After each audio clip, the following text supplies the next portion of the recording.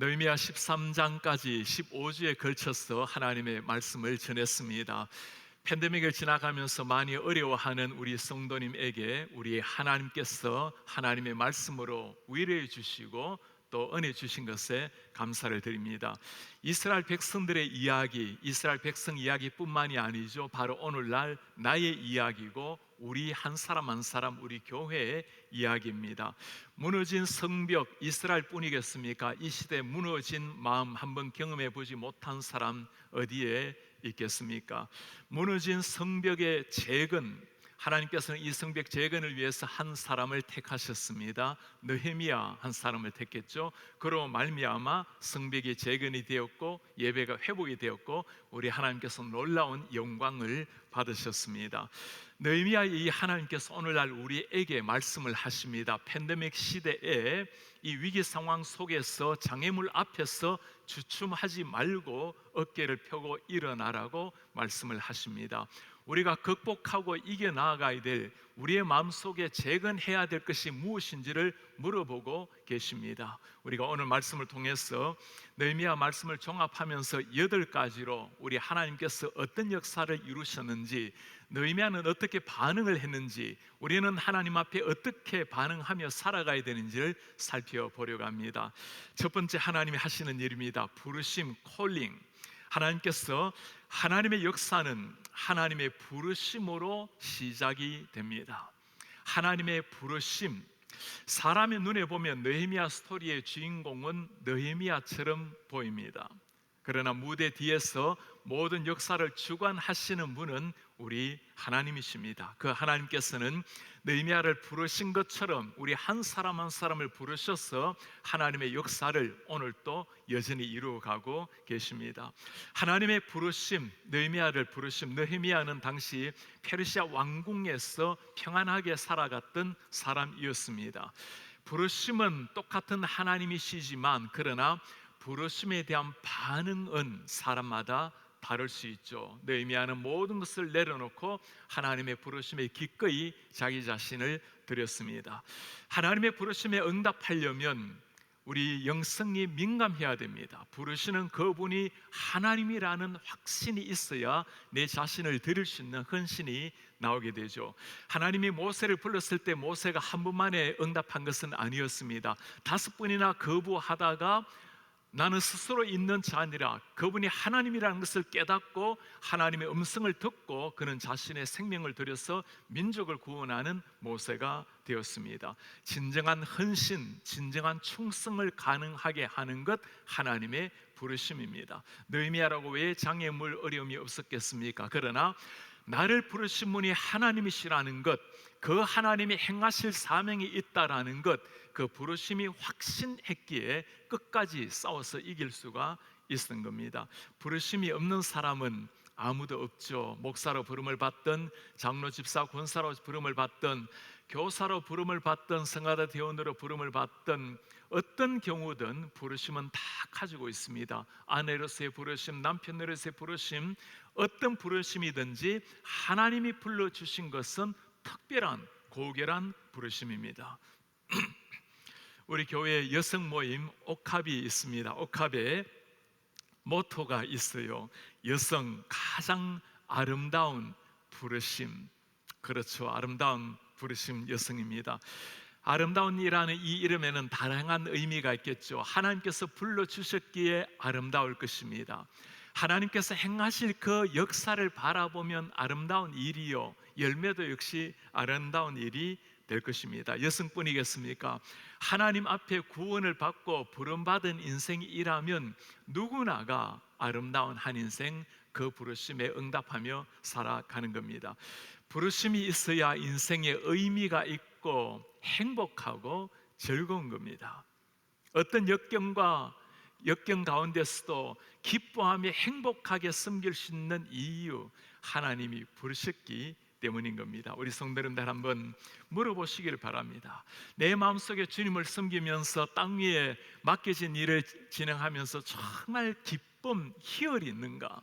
만일 기쁨이 부족하다면 하나님께서 나를 무엇을 위해서 부르셨는지 그 부르심 앞에 다시 한번 나아가야 할 때입니다. 주님이 나를 구원하시고 부르셨다면 감격을 가지고 서 있는 마지막 순간까지 기쁨 노래하며 섬기게 되는 겁니다. 두 번째, 하나님이 행하신 일, 한 사람, one person. 하나님은 하나님의 역사에 하나님의 사람을 통해서 역사를 이루어 가십니다. 하나님이 세상에 개입하는 통로가 사람입니다. 전능하신 하나님께서는 원하시는 대로 한순간 개입하실 수 있지만 하나님은 그 방법을 사용하지 아니하셨습니다. 한 사람 한 사람을 택하시고 그들에게 사명을 주시고 그들을 통해서 하나님의 역사를 이루어 가셨습니다. 오늘 이스라엘 백성들, 무너진 백성들을 바라보시면서 가장 가슴 아파했던 분이 누구겠어요? 하나님이십니다. 이스라엘 백성의 성벽 재건, 성전 재건, 이스라엘 백성의 재건 가장 원했던 사람이 누구이겠어요? 바로 하나님 자신이었습니다. 하나님께서 그 역사를 위해서 하나님의 사람을 부르시고 그 느헤미야를 통해서 역사를 이루어 가시는 겁니다. 오늘날은 우리가 중국 선교라는 말을 할 때 너무나 쉽게 또 누구에게나 익숙한 단어가 되었습니다. 그러나 30년 전만 하더라도 이 중국 선교라는 이 말은 그렇게 쉬운 일이 아니었습니다.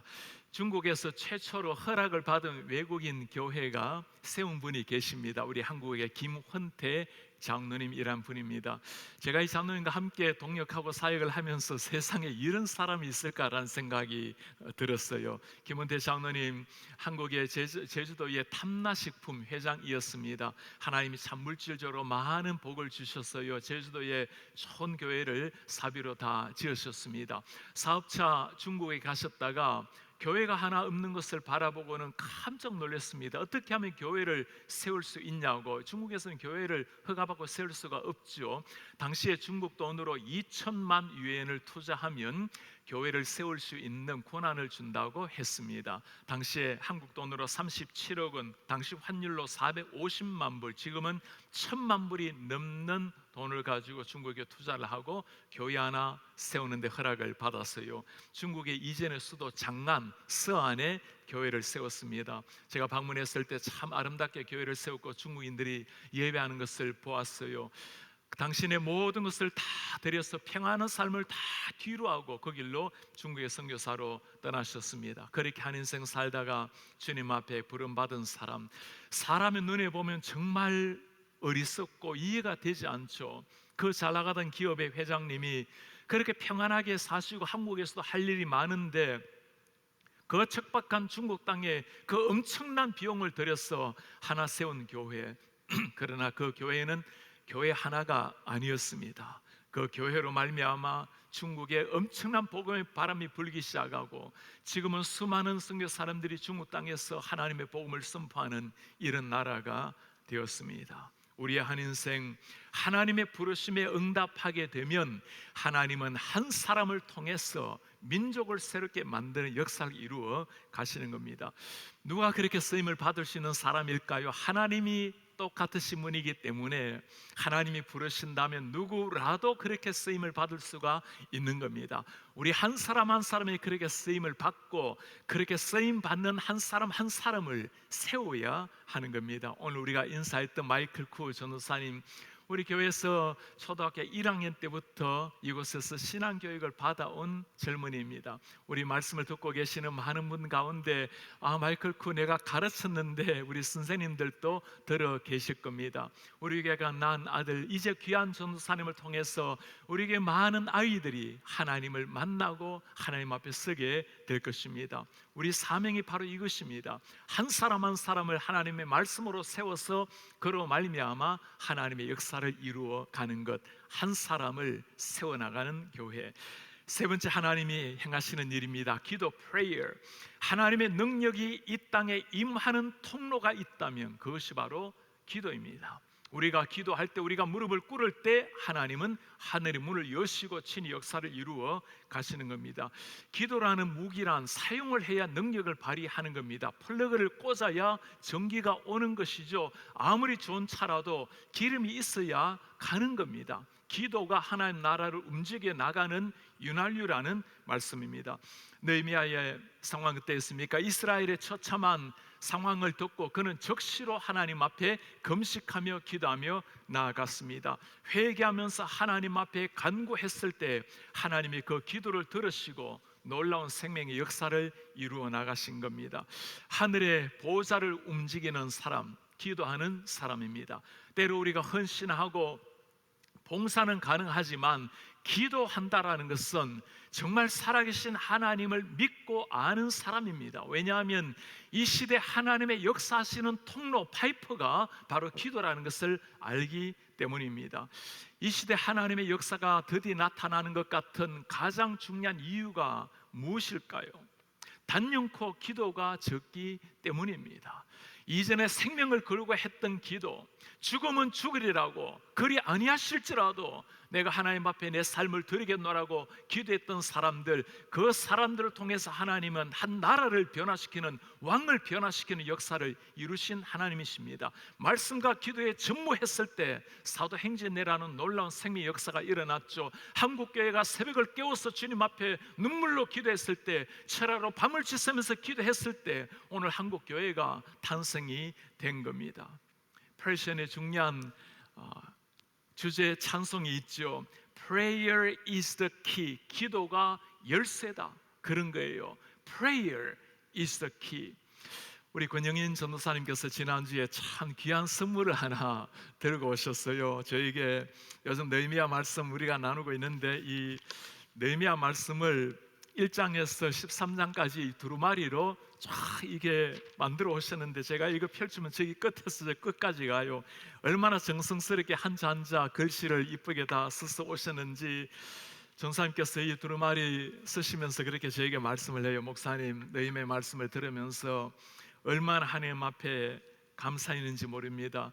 목사님 부임하시기 전에 우리 교회에서 느헤미야 52일 함께 금식 기도를 했습니다. 그러시면서 당시 했던 그 종이를 가지고 오셨어요. 담임 목사 청빙과 교회 영적 부흥을 위하여 느헤미야 52일 금식 기도에 여러분들을 초대합니다. 그리고 구체적인 방법도 써놨어요. 가족 식구들이 나누어 금식, 미디어 끊기, 또 언어의 금식, 습관적인 말 끊기, 못 살겠네, 죽겠네 끊기, 일주일만 끊을 게 아니죠. 평생 끊어야 될 말이죠. 음식도 좋아하는 거 끊으면서 하나님 앞에 간절히 기도하며 나아가신 분들, 우리 이윤상 목사님께서 이렇게 기도하는 분들 사연합을 받는 걸 보시고는 그렇게 말씀을 하셨답니다. 이 기도가 끝나기 전에 우리 담임 목사님이 오시겠죠. 여러분들의 기도의 응답으로 부족한 제가 오늘 말씀을 나누고 있는 겁니다. 하나님을 아는 사람, 하나님의 역사의 비밀을 아는 사람이 할 수 있는 것이 기도입니다. 팬데믹 상황을 앞에 놓고 우리가 가장 간절하게 해야 될 일이 무엇일까요? 여러분들에게 가장 시급한 기도 제목이 무엇일까요? 상황은 언제나 힘들고 세상 역사는 언제나 장애물이 놓여왔습니다. 그러나 어떤 상황 가운데서도 하나님 앞에 간절히 기도하며 나아갈 때 내 영혼이 깨어나게 해달라고, 원래 우리가 주님 앞에 기도하는 것처럼 주님, 어떤 상황에도 내 영혼이 비상할 수 있도록 은혜를 주십시오. 우리 가정이 하나님 앞에 믿음으로 설 수 있도록 은혜를 주십시오. 다시 한번 기도하며 나아가야 할 때입니다. 우리가 기도할 때 하나님 들으시고 하늘의 문을 여십니다. 네 번째 하나님이 행하신 일입니다. 동력하게 하신 것, 파트너십. 하나님의 나라는 함께 이루어 가는 겁니다. 느헤미야 성벽 공사 52일 만에 마쳤어요. 정말 기적 같은 일이었습니다. 오랜 세월 방치된 무너진 성벽, 느헤미야 지도자들, 백성들 한 마음으로 일어나서 이 기적을 이루어 낸 겁니다. 하나됨이라는 것, 동력이라는 것, 우리 하나님 삼위일체 하나님께서 먼저 보여주신 일입니다. 성부, 성자, 성령 하나님께서 천지 창조 때부터 함께 하셨고, 하나님의 창조, 하나님의 구원, 섭리 모든 것이 삼위일체 하나님이 함께 행하시는 일입니다. 우리 예수님께서 이 땅에 계실 때 십자가 앞에서 마지막으로 제자들 위해 사셨던 기도가 무엇입니까? 아버지, 우리가 하나인 것처럼 저들도 하나 되게 하소서, 하나 되게 해달라고 기도하신 주님이셨습니다.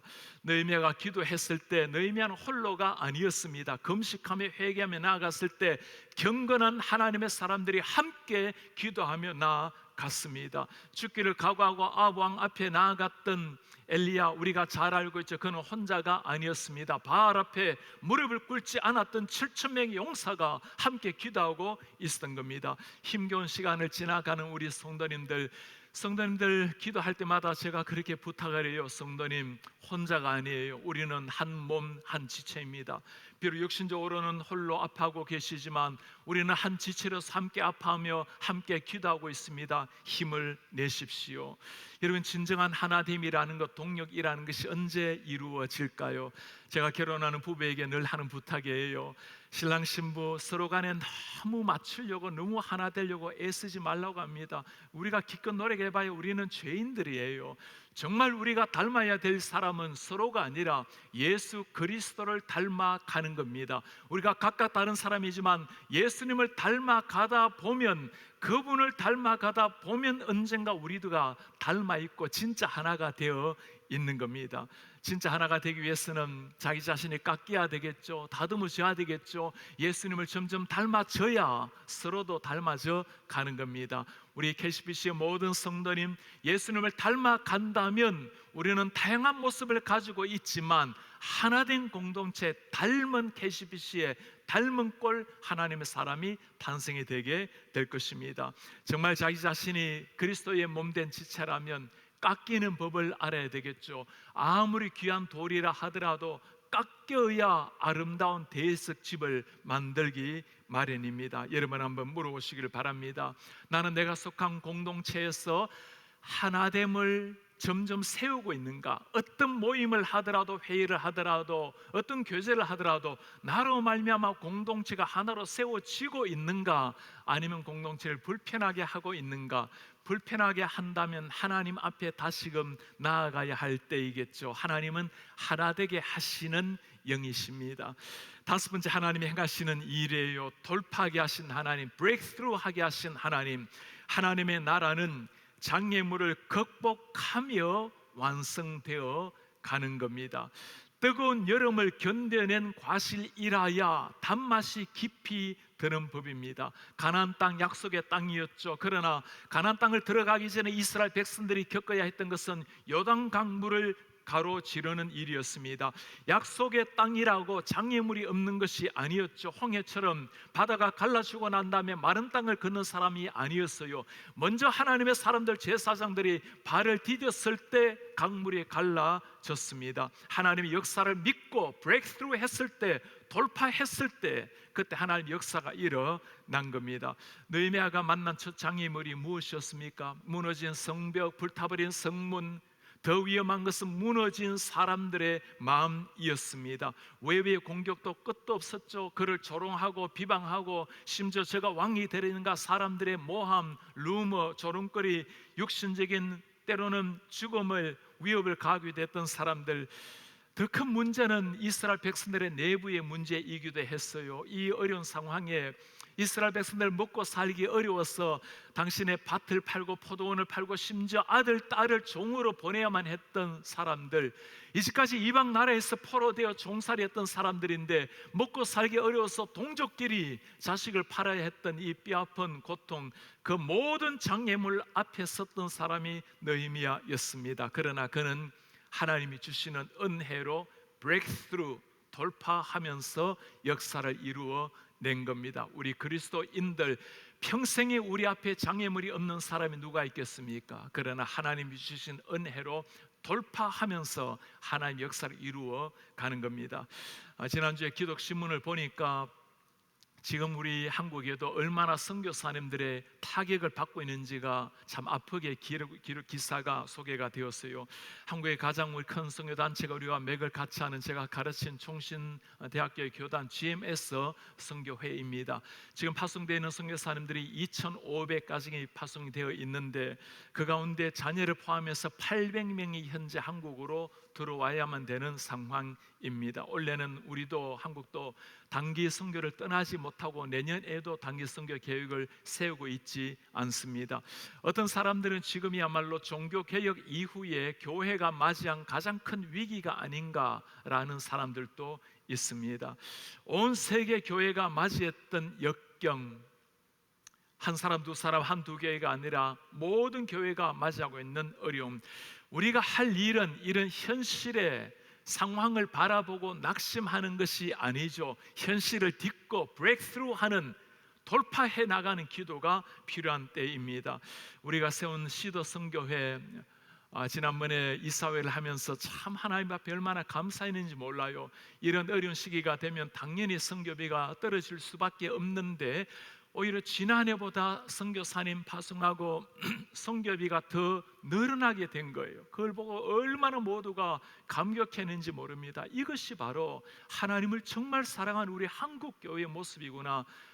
그거 보면서 정말 우리 성도님들도 너무나 자랑스럽고, 이 미주 지역에 있는, 한인 지역에 있는 우리 한국교인들이 얼마나 고마웠는지 모릅니다. 선교사님들 이 어려운 시기에 힘을 내라고 격려하고 기도하고 박수치는 성도의 소리가 얼마나 쟁쟁히 들려오는지.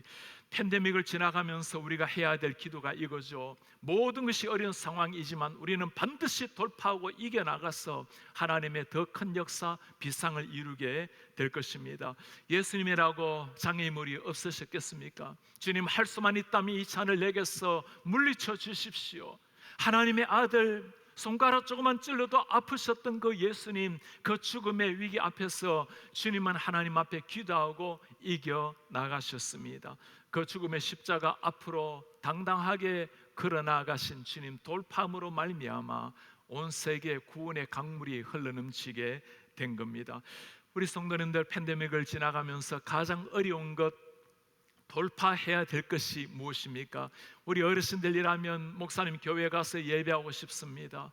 내가 이 땅을 떠나기 전에 현장에 가서 예배 한번 하고 싶습니다. 우리 젊은이들 사람 만나기를 원하고, 어린아이들 학교 가서 친구들 만나기 원하고, 많은 사람들이 어려움을 겪고 있겠죠. 경제적인 어려움들, 육신적인 어려움들, 관계적 많은 어려움들도 있을 것입니다. 그러나 우리가 해야 될 일은 이 모든 것 돌파해서 새로운 역사를 일으켜 내는 겁니다.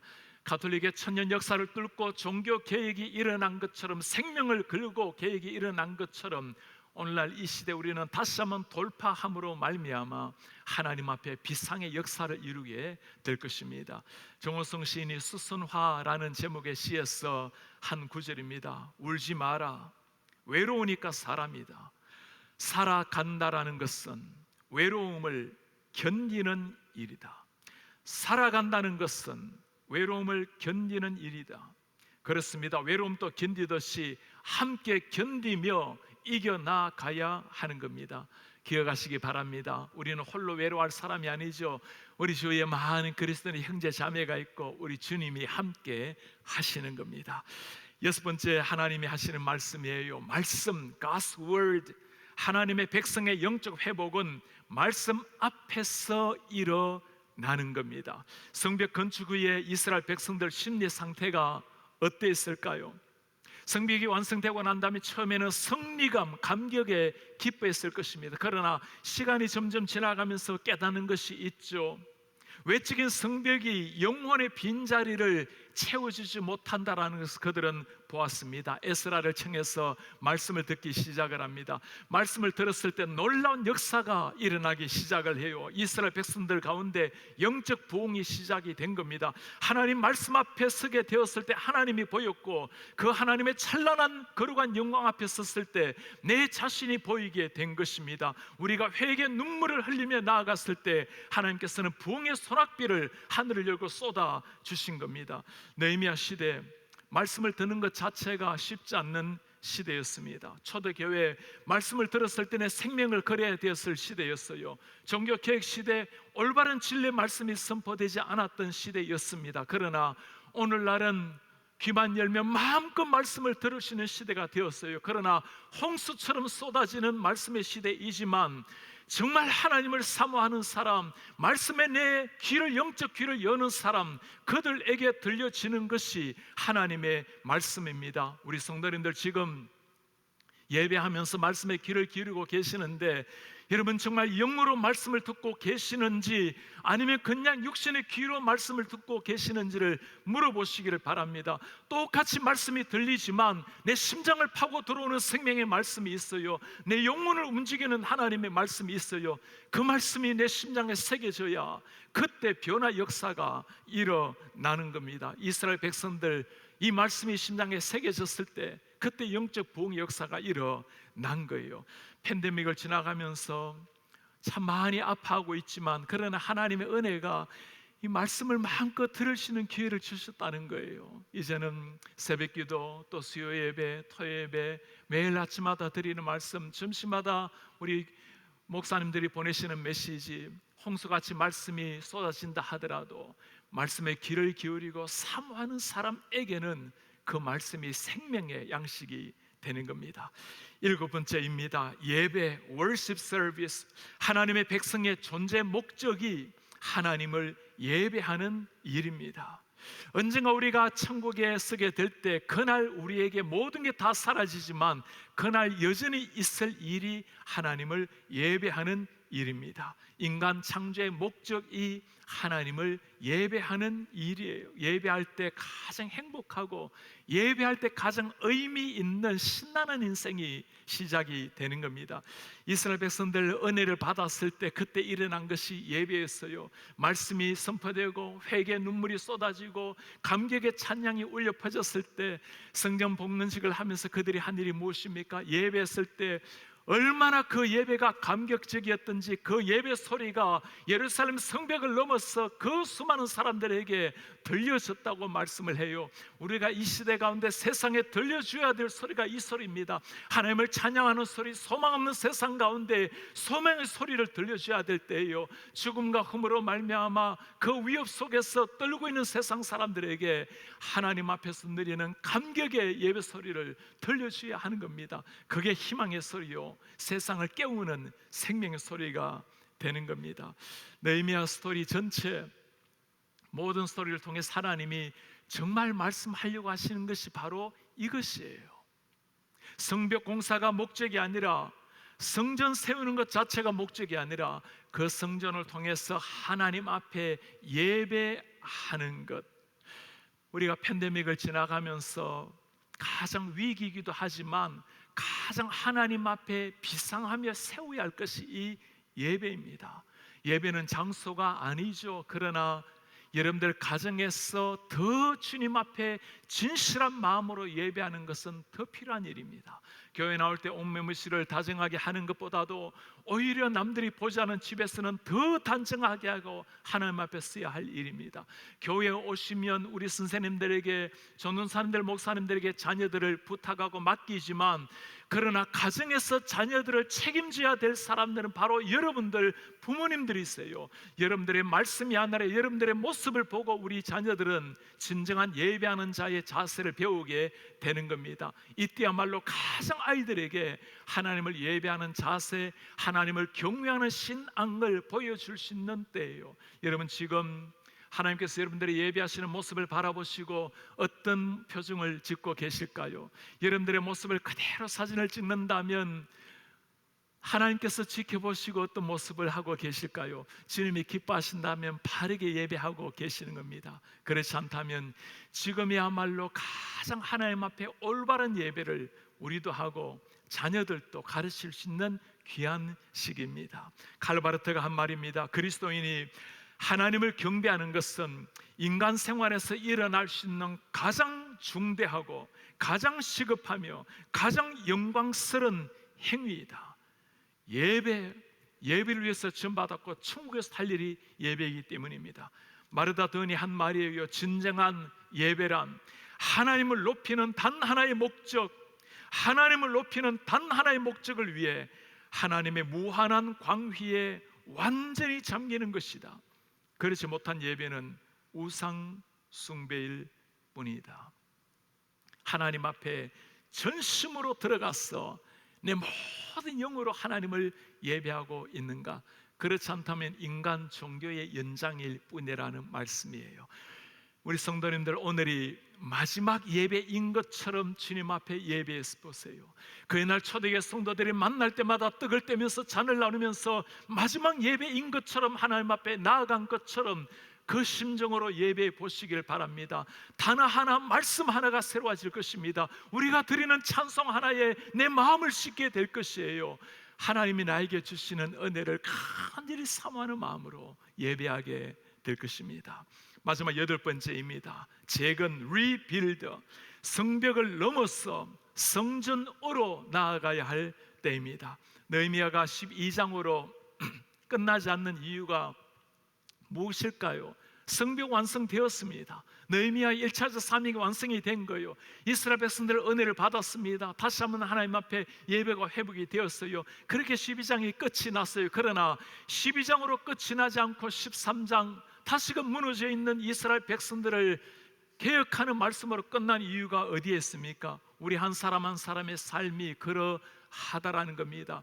성벽을 완성하는 것이 인생의 목적이 아니고 한 번 예배로 끝나는 것이 아니라 끊임없이 무너지고 넘어지지만 다시금 일어나서 하나님 앞에 예배자로 서라는 것, 그것이 우리 하나님께서 우리에게 들려주시는 말씀입니다.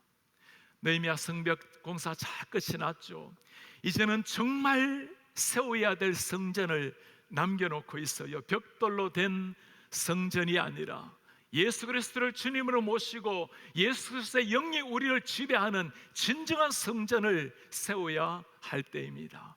느헤미야 마지막에 이 고백을 해요. 내 하나님이여, 나를 기억하사 복을 주옵소서.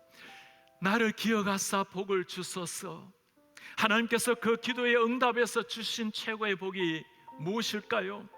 우리의 성전을, 진정한 성전을 완성시켜 주실 예수 그리스도를 이 땅에 보내신 겁니다. 외적인 성벽이 아니라 우리의 마음에 오셔서 진정한 성전을 삼으신 우리 예수님, 돌로 된 성전이 아니라 하나님의 영으로 만들어져 있는 성전, 우리 각자 한 사람 한 사람이 그 하나님을 머리로, 예수님을 머리로 모시고 우리가 주님의 몸을 이루는 성전이 되게 하셨어요. 죽을 육신 한 사람 한 사람에게 오셔서 거룩한 성전으로 삼으신 주님, 우리를 그렇게 소중하게 보신 것입니다. 돌로 된 성벽이 아니라 어떻게 영으로 된 성전을 살아낼 수가 있을까요? 우리 속에 계시는 성령의 지배를 받는 사람입니다. 우리 속에 계시는 예수 그리스도를 나의 주인으로 모시고 주님의, 예수님의 지배를 따라 살아가는 거예요. 예수님의 말씀대로 예수님의 마음을 품고 살아가는 것이 이 시대 진정한 성전을 세워가는 하나님의 사람입니다. 느헤미야 설교를 마치면서 이 시대 성벽을 넘어서 우리 한 사람 한 사람이 진정한 하나님의 성전이 되어서 예수님과 동행하는 인생, 그 인생을 다짐하면서 글로 설교를 마치려고 합니다. 동행, 저마다 자유를 외치며 자기 길로 달려갈 때 말 없는 제자 되어 당신 뒤를 따르겠습니다. 땅 위에서 살아간 날 동안 절망의 먹구름이 드리워 어둠 속에 잡히는 것 없어도, 보이는 것 없어도 오직 당신에게만 눈물게 하시고 당신으로 하여금 눈뜨게 하소서. 오직 당신으로 하여금 저를 주관하게 하소서. 오직 당신으로 하여금 저를 숨쉬게 하소서. 세속의 화려한 길을 벗어나 당신과 함께 걷는 삶이 위대한 인생임을 알게 하소서. 그 삶이 아무리 누추하다 할지라도 주님, 매일 동행하게 하시고 매일 동행하기 위해 호흡마다 같은 숨결 가누게 하소서. 우리 다같이 일어나셔서 오늘 말씀을 기억하시면서 함께 우리 찬송으로 주님 앞에 신앙 고백 드립시다. 우리는 주의 움직이는 교회, 이곳은 주님을 위한 자리, 내가 기도하는 모든 땅 위에서 하나님 예배 받을 그날을 고대합니다. 간절한 마음으로 우리의 신앙 고백을 우리 하나님 앞에 기도하는 마음으로 찬양하겠습니다. 우리는 주의 움직이는 교회, 이곳은 주님을 위한 자리, 내가 기도하는 모든 땅 위에서 기도하는 모든 땅 위에서 하나님을, 하나님 예배받을 그날을 고대합니다.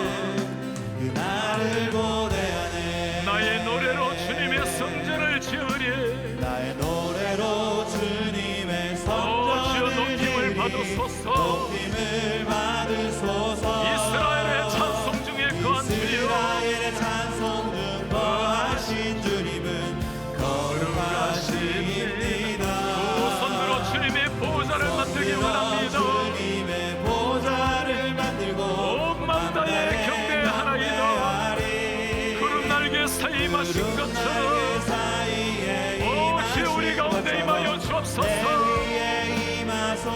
나의 하나님 우리가 이곳에 섰습니다. 하나님 우리가 이곳에 섰으니 이 땅을 치유하소서.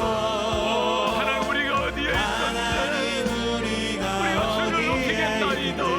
주를 높이리라. 열방들아 주님을 찬양하라. 만들아 주님을 그 발 아래 힘을 맞추어라. 그 발 아래 힘 맞추라. 영원한 통치자 예수, 영원한 통치자 주 예수 그리스도 그는 위대하신 왕.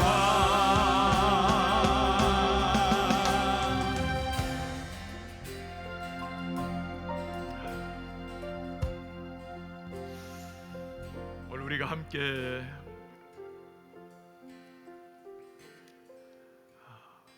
느헤미야 말씀을 다 듣고 그 느헤미야를 통해서 우리에게 들려주시는 하나님의 음성을 들었습니다.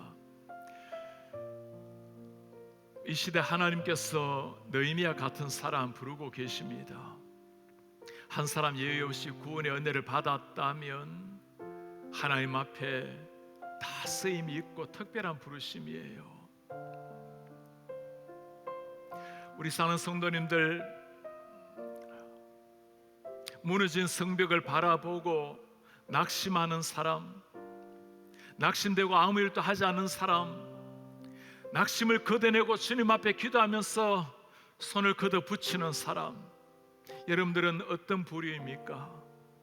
시대를 선도하는 사람, 하나님 나라에 앞선 사람은 절망스러운 현상 앞에서 주님 앞에 눈물로 기도하며 손을 걷어붙이고 하나님 앞에 일어나는 사람입니다. 그를 통해서 하나님은 다시 한번 무너진 이스라엘 백성을 세우셨어요.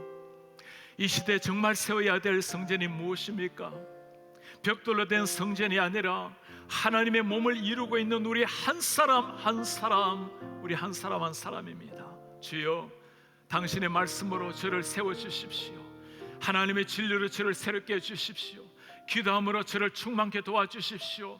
내 속에 거하시는 주님이여, 예배받기 기뻐하시는 하나님 앞에 내가 예배에 합당한 하나님의 사람으로 세워질 수 있도록 주여 은혜를 도와여 주시옵소서.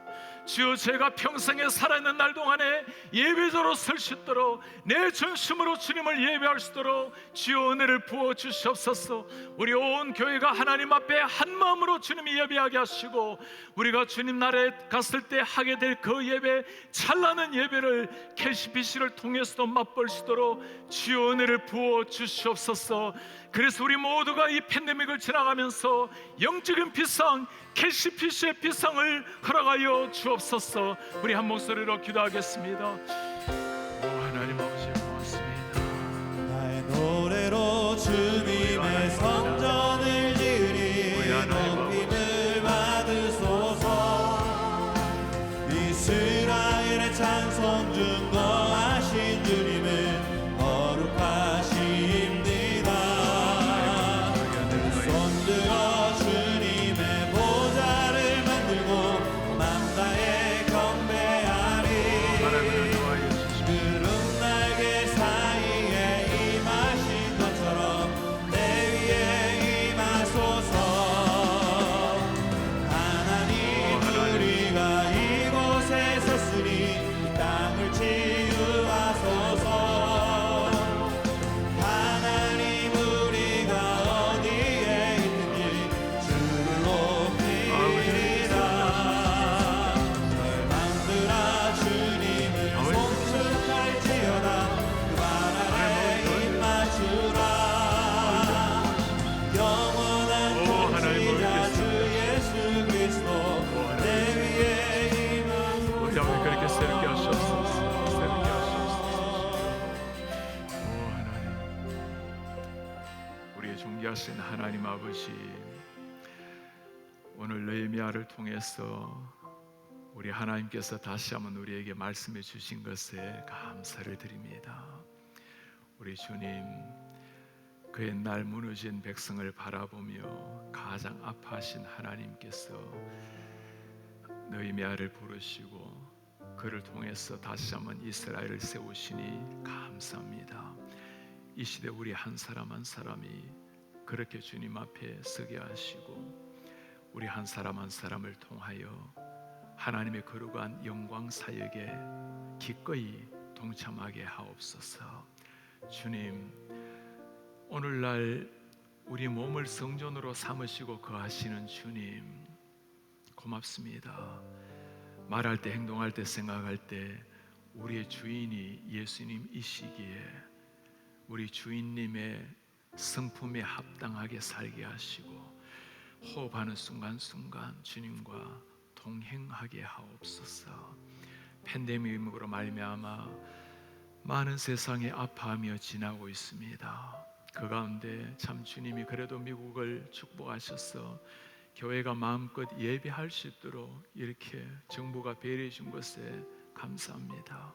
주님, 이럴 때 우리가 더 예배를 사모하며 이 민족을 품고 기도하며 팬데믹을 가슴에 품고 속히 지나가기를 간절히 기도하게 하시고 하나님, 이 위기 상황 속에 조금도 멈추지 아니하고 가장 어두운 중세 천년을 뚫고 생명의 복음이 선포된 것처럼 우리가 팬데믹의 어둠을 뚫고 비상하며 나아가는 KCBC 이 지역의 교회, 세계 열방의 교회가 되게 하옵소서. 주님, 우리가 팬데믹을 묵상하고 어려운 현실을 묵상하는 자들이 아니라 우리 주님을 묵상함으로 함께 이겨낼 수 있도록 은혜를 도와여 주옵소서. 특별히 환우들 주님이 사랑하는 환우 성도님들 한 사람 한 사람에게 은혜를 부어 주십시오. 우리 공동체가 함께 아파합니다. 함께 이겨내기를 원합니다. 주님께서 치료의 광선을 바라여 주옵소서. 이번 한 주간 또 우리 모든 성도님 불꽃 같은 눈동자로 지켜주시고 한 사람 한 사람 삶 가운데 삶 자체가 예배가 되게 하옵소서. 우리 구주 예수 그리스도의 이름으로 기도하나이다. 아멘. 주 예수 그리스도의 은혜와 하나님의 사랑과 성령의 교통하심이 우리 하나님 앞에 위기를 돌파하고 한 영 한 마음으로 말씀과 기도로 우리를 불러주신 하나님 앞에 전심으로 나아가서 예배하며 한 사람 한 사람을 세워 하나님의 영광 높이기를 원하는 신앙의 비상을 위해 간곡히 기도하는 주의 모든 백성들 머리 위에 지금부터 영원토록 함께 있을지어다. 아멘.